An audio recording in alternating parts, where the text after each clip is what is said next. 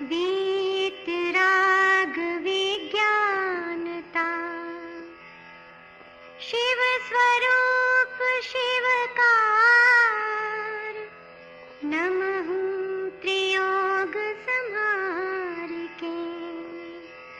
वीतराग विज्ञान अर्थात विकार रहित ज्ञान स्वभाव सारभूत है। वो मंगल स्वरूप है और मंगलकारी है। मैं उसे मन वचन काय इन तीनों योगों को वश में करके नमस्कार करता हूं। 6 डाला परम मांगलिक ग्रंथ है।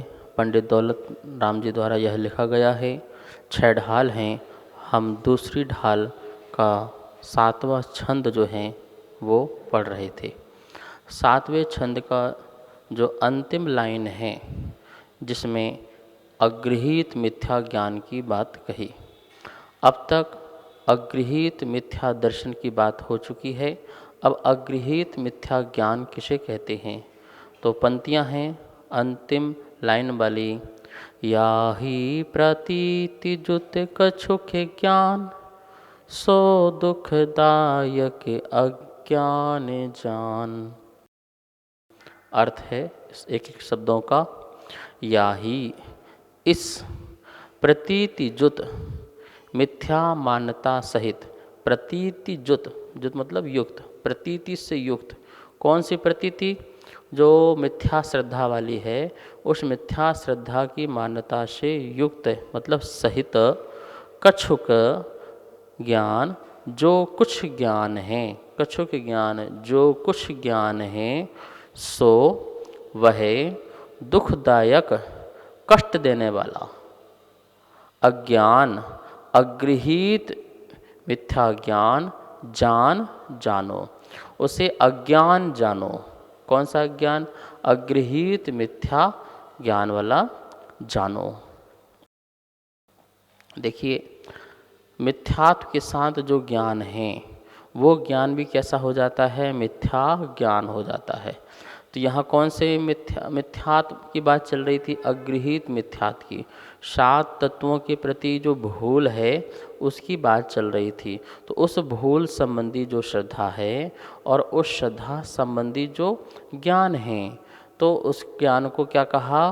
मिथ्या ज्ञान अगृहीत कहा। ठीक है ना। अब यहाँ क्या कहा? कष्टदायक, कि जो कुछ भी थोड़ा बहुत ज्ञान है वह ज्ञान भी कैसा है? सो दुखदायक, वो सुख देने वाला नहीं है, वो कष्ट देने वाला है। दुखदायक, दुख को ही देने वाला है। कभी मिथ्या ज्ञान, भ्रम ज्ञान जो है, झूठा ज्ञान जो है, कभी सुख नहीं दे सकता आत्मा को, वो दुख ही देगा। जिसने किसी व्यक्ति के प्रति गलतफहमी पाल रखी है तो क्या वो सुख देगा? क्या वो भी दुख ही देगा। तो इसलिए कह रहे हैं कि ऐसा मिथ्या श्रद्धा सहित वाला ज्ञान जो है कछुक है। जो कुछ भी ज्ञान है वो कैसा होगा? वो सुख नहीं देने वाला होगा। यहाँ अर्थ लिखा है पूरा। अगृहीत मिथ्या ज्ञान, अगृहीत मिथ्या दर्शन के रहते हुए जो कुछ ज्ञान हो उसे अगृहीत मिथ्या ज्ञान कहते हैं। वह बहुत दुखदाता है, मतलब दुख को देने वाला है। संसार में हमारा भ्रमण का कारण क्या है? वस्तु स्वरूप का सही ज्ञान नहीं होना। यदि वस्तु स्वरूप का सही ज्ञान हो गया होता तो दुख होता ही क्यों? पर को अपना मान बैठा, खुद को पहचाना नहीं, यही तो मिथ्या ज्ञान है। और ये जो ज्ञान है क्या सुख देगा? जैसे मान लो मैंने किसी को मान लिया ये मेरा है, ऐसा मैंने मान लिया, मेरी धारणा बैठ गई। अब वो मेरा है तो मैं उसको अपने अनुसार चलाना चाहूँगा, या वो मेरे अनुसार चले, ऐसा मेरे अंदर अहम आएगा। और जब वो नहीं चलेगा, और जगत चल ही नहीं सकता, कोई तुम्हारे अनुसार चल ही नहीं सकता, या तुम किसी के अनुसार नहीं चल सकते हो। और जब नहीं चलोगे, नहीं चलेगा तो बहुत दुख होगा, और उस दुख से हमें क्या होगा? बहुत कष्ट होगा। तो देखा आपने कि मिथ्या ज्ञान कितना जो है दुख देने वाला है। हम सोचते हैं कि हमारे अनुसार घर चल रहा है, मैं नहीं हूँ तो परिवार नहीं चले, मैं नहीं हूँ तो मकान नहीं बने, मैं नहीं हूँ तो दुकान न चले, मैं नहीं संसार न चले, मैं ना हूँ तो काम न चले। लोग ऐसा बहुत भ्रम पाल के बैठे हुए हैं। दुनिया किसी से रुकती नहीं है, दुनिया तो चलती रहेगी, लेकिन हमारा भ्रम जो है वो हमें दुख देता रहेगा। इसलिए कहा दुखदायक जो कुछ भी ज्ञान है मिथ्या श्रद्धा सहित, वो सभी के सभी जो ज्ञान है वो दुख को देने वाला, दुख का दाता है। क्या लिखा यहाँ पर? अगृहीत मिथ्या ज्ञान अनादिकालीन है, इसलिए अगृहीत मिथ्या दर्शन के साथ जो ज्ञान, इसलिए अगृहीत मिथ्या ज्ञान है, अनादिकालीन है। गृहीत तो अभी का होता है और अगृहीत अनादिकालीन होता है। अर्थात 7 तत्वों के संबंध में जो विपरीत ज्ञान है वो सभी अगृहीत मिथ्या ज्ञान कहलाता है। हमारे जीवन में दुख का, कष्ट का, पीड़ा का कारण ऐसा ज्ञान अगृहीत मिथ्या ज्ञान। यहाँ तक कि छंद में अगृहीत मिथ्या दर्शन की बात हो गई, अगृहीत मिथ्या ज्ञान की बात हो गई। अब अगृहीत मिथ्या चारित्र किसे कहते हैं? तो छंद नंबर है 8वां, बहुत सुंदर छंद है। इसमें अगृहीत मिथ्या चारित्र का बहुत सुंदर वर्णन किया है, जिससे हम अगृहीत मिथ्यात्व को त्याग कर सकते हैं और जिससे हमारा आचरण शुद्ध हो सकता है। तो आइए पहले 8वां नंबर जो छंद है वो मगर की आवाज़ में सुनते हैं। इन जुत विषयन में जो प्रवृत्त, ताको जानो मिथ्या चरित, यो मिथ्यात्वादि निसर्ग जेह, अब जे गृहीत सुनिए सुतेह। बहुत सुंदर छंद सुना। इन जुत विषयन में जो प्रवृत्त, ताको जानो मिथ्या चरित्र, यो मिथ्यात्ववादी निसर्ग जेह, अब जे गृहीत सुनिए सुतेह। एक एक शब्द का अर्थ देखिए। इन जुत क्या? अभी 2 बातें हो चुकी हैं, मिथ्या दर्शन और मिथ्या ज्ञान। वो भी कौन सा? अगृहीत। तो इन जुत अगृहीत मिथ्या दर्शन तथा अगृहीत मिथ्या ज्ञान विषयनी में 5 इंद्रियों के विषयों में जो प्रवृत्ति करता है। मिथ्या दर्शन, अगृहीत मिथ्या दर्शन, अगृहीत मिथ्या ज्ञान सहित जो 5 इंद्रियों के विषयों में प्रवृत्ति करता है, ताको उसे जानो समझो। क्या? मिथ्या चरित्र, उसे अगृहीत मिथ्या चारित्र समझो। यों इस प्रकार मिथ्यात्व आदि क्या क्या? मिथ्या दर्शन, मिथ्या ज्ञान और मिथ्या चारित्र निसर्ग मतलब क्या है यहाँ? अगृहीत। इसका अर्थ क्या है? अगृहीत। ये अगृहीत मिथ्या दर्शन, मिथ्या ज्ञान, मिथ्या चारित्र तेह उसे अब जे गृहीत सुनिए सुतेह। जेह अगृहीत, जो अगृहीत हैं ये मिथ्या दर्शन, मिथ्या ज्ञान, मिथ्या चारित्र हैं। अब यहाँ से जे गृहीत, जो गृहीत है तेह उसे सुनिए, उसे अच्छी तरह से सुनिए। कहने का मतलब है यहाँ तक जो है अगृहीत मिथ्या दर्शन ज्ञान चारित्र का कथन पूरा हुआ। अब आगे जो है गृहीत मिथ्या चारित्र की बात को भी सुनिए। मतलब कि आगे जो कहना चाहते हैं उसकी बात को भी बता दिया, जिससे कि पाठकगण जो हैं सावधान हो जाएं, कि भैया आगे इसका भी कथन होना है। लेकिन जो पहली लाइन है, उस पहली लाइन में जो बात कही गई है वो अगृहीत मिथ्या चारित्र की बात की गई है।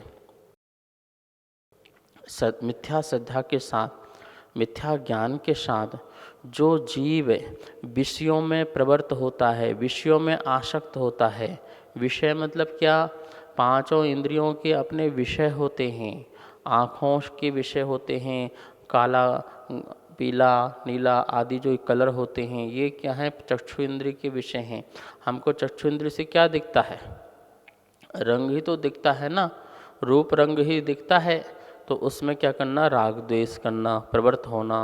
और घ्राण इंद्रिय के जो सुगंध दुर्गंध हैं, कर्ण इंद्रिय के जो सारे गामा पाधानी आदि शब्द हैं, स्पर्शन इंद्रिय संबंधी जो है चिकना, रूखा, कड़ा, नरम, कठोर, कोमल, हल्का, भारी आदि जो हैं स्पर्शन इंद्रिय संबंधी विषय हैं। तो इस प्रकार से पांचों इंद्रियों के विषय जो हैं उन विषयों में प्रवृत्ति करना, एक तो मिथ्या श्रद्धा है ही है, और साथ साथ में मिथ्या ज्ञान भी है। और प्रवृत्ति भी कैसी हो गई? प्रवृत्ति भी बिल्कुल उसी अनुरूप हो गई। एक बात आप समझ लें, यदि हमारी श्रद्धा मिथ्या होती है तो ज्ञान और चारित्र भी मिथ्या हो ही जाता है। देखिए, जैसे आपको किसी व्यक्ति के प्रति गलत धारणा है, ठीक है ना, तो गलत धारणा है तो वो मिथ्या धारणा हो गई। अब उसके प्रति कोई कुछ भी कहे तो लेकिन आपको वह ज्ञान जो है उसके प्रति मिथ्या ज्ञान है। भैया मुझे मत बताओ, मैं जानता हूँ उसको, अच्छी तरह से जानता हूँ वो कैसा आदमी है। तो देखो, मिथ्या धारणा होने से उसके प्रति जो ज्ञान है, कोई कह रहा है तब भी नहीं स्वीकार कर रहे हो, मिथ्या ही हो रहा है। अब उस व्यक्ति से यदि आप मिलोगे तो आचरण कैसे करोगे? क्या सज्जन पुरुष जैसे आचरण करोगे क्या? नहीं। आपको पता है कि वो व्यक्ति गलत है, तो आपका बोलचाल, आपसे उसका मिलना, आपसे उसका उठना बैठना, जो कुछ भी होगा वो इस प्रकार से होगा, बिल्कुल जैसे बेढंग का होगा। ठीक है, तो कैसा हुआ? हमारा आचरण भी कैसा हो गया? बिल्कुल विपरीत सा हो गया। तो नियम है कि 7 तत्वों के प्रति यदि हमारी श्रद्धा नहीं है, जैसे जीव तत्व के प्रति श्रद्धा नहीं है, हमने जीव को अजीब मान लिया है, ऐसी श्रद्धा है, जीव को अजीब मान लिया ऐसी श्रद्धा है, तो मेरा ज्ञान भी क्या हो गया? अब मैं अजीब की ही पुष्टि करने के लिए लगूंगा। और मेरा जो चारित्र जो है क्या करेगा? अब मैंने इस शरीर को जीव मान लिया है, तो अब इस शरीर की सुंदरता, इसकी देख रेख, रख रखाव, अब मैं इसी को प्रवृत्त होऊंगा, इसी को विषयों को पूरा करने में लगूंगा। तो मेरा काम भी क्या हो गया? मिथ्या चारित्र हो गया। तो इसलिए यहाँ पर पंडित जी ने कहा, इन जुत विषयन में जो प्रवृत्त, इन जुत, इनसे युक्त, किनसे युक्त? अगृहीत मिथ्या दर्शन, अगृहीत मिथ्या ज्ञान से युक्त जो विषयों में प्रवृत्ति करता है जीव। समझ में आया ना आपको? जो विषयों में प्रवृत्ति करता है, ताको जानो मिथ्या चरित्र, इसको मिथ्या चारित्र जानो। और ये तीनों कैसे हैं? निसर्ग, निसर्ग मतलब अगृहीत, ये मिथ्यात आदि क्या हैं? अगृहीत हैं। अब आगे जो विषय है गृहीत है, उसके बारे में कहते हैं, ऐसा छंद में कहा। देखिए पूरे छंद का अर्थ क्या है, यहाँ लिखा है, पढ़िए, देखिए। अगृहीत मिथ्या दर्शन, मिथ्या ज्ञान सहित 5 इंद्रियों के विषयों में प्रवृत्ति करना, उसे अगृहीत मिथ्या चारित्र कहा जाता है। इन तीनों को दुख का कारण जानकर तत्व ज्ञान द्वारा उनका त्याग करना चाहिए, उनको छोड़ना चाहिए। क्या करना चाहिए? उनको छोड़ो। यो मिथ्यात्व आदि निसर्ग जे है, निसर्ग का अर्थ यहाँ पर अपन छोड़ना भी ले सकते हैं कि इनको छोड़ना चाहिए। अब जो गृहीत और जो गृहीत मिथ्यात्व आदि है उनका वर्णन सुनो। ये छंद का अर्थ हुआ। देखिए यहाँ लिखा हुआ है, अगृहीत मिथ्या चारित्र, अगृहीत मिथ्या दर्शन प्लस अगृहीत मिथ्या ज्ञान सहित प्रवृत्ति अगृहीत मिथ्या चारित्र है। अर्थात 5 इंद्रियों के विषयों में राग, आसक्ति से लीनता अगृहीत मिथ्या चारित्र है। 5 इंद्रिय के जो विषय हैं उसमें खूब राग करना और खूब आसक्ति से उसमें लीन होना। ठीक है। विशेष क्या लिखा हुआ है, मिथ्यात्व सहित होने पर, बाह्य में 5 इंद्रिय विषय त्याग होने पर भी वह त्याग मिथ्या चारित्र ही नाम पाता है। क्या कह रहे हैं, यदि आपका मिथ्यात्व से सहित है, आपकी श्रद्धा और ज्ञान मिथ्या सहित है, और कोई व्यक्ति 5 इंद्रिय के विषयों से विरक्त भी हो, चलो विरक्त हो, उसको खाना पीना ज़्यादा शौक़ ना हो और कुछ भी ओढ़ना सजना संवरने का शौक़ ना हो, मतलब कि ऐसा भोला भाला सा आदमी है, बाहर से कुछ भी नहीं चाहता, वो आडंबर चाहता नहीं है और त्याग करके बैठा हुआ हो, तो क्या वो इस स्थिति में उसका चारित्र जो है सम्यक चारित्र हो जाएगा क्या? तो बोले नहीं, तब भी उसका चारित्र जो है वो मिथ्या चारित्र ही कहलाएगा, क्योंकि श्रद्धा जो है उसकी मिथ्या होने के कारण, ज्ञान उसका मिथ्या होने के कारण, बाह्य आचरण सही भी है तब भी उसका चारित्र कैसा होगा, मिथ्या चारित्र है।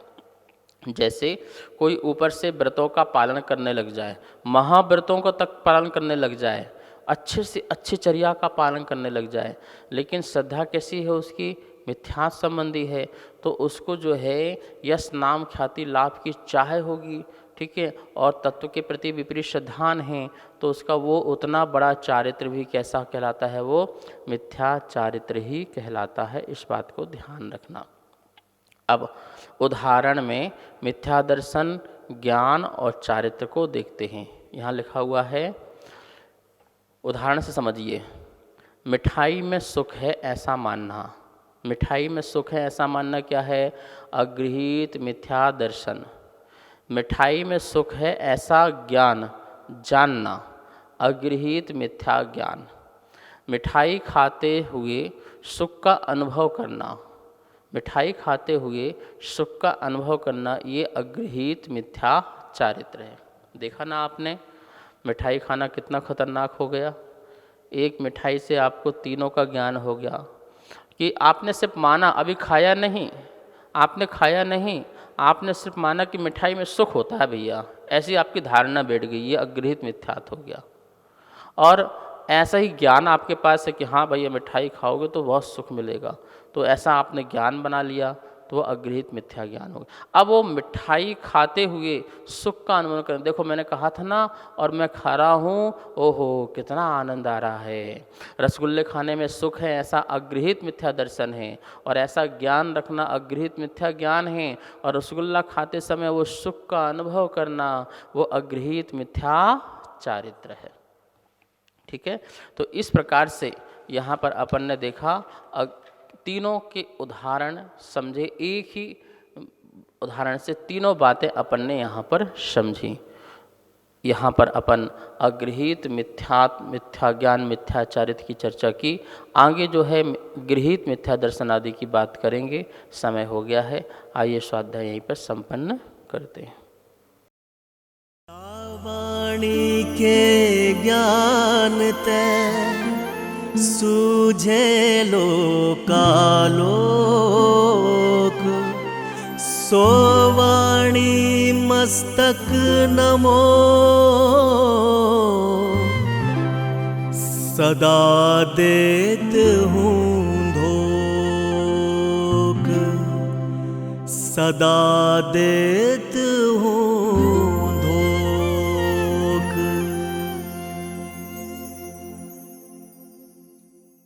इस कार्यक्रम के पुण्यार्जक थे श्री खंडेलवाल दिगंबर जैन मंदिर, राजा बाजार, कनॉट प्लेस, नई दिल्ली, एवं श्री खंडेलवाल दिगंबर जैन मंदिर, वैदवाड़ा, दिल्ली।